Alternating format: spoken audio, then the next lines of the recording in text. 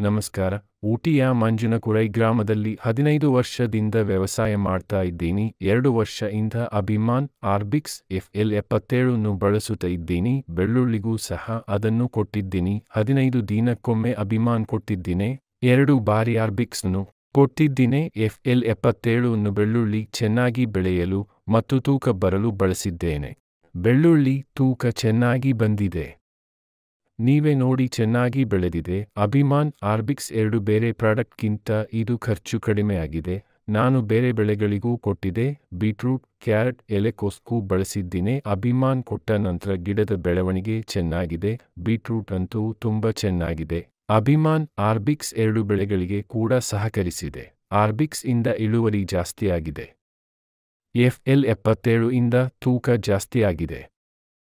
ನೀವೇ ನೋಡಿ ಈ ಪ್ರಾಡಕ್ಟ್ ಇಂದ ಬಂದಿರೋ ಬೆಳ್ಳುಳ್ಳಿನ.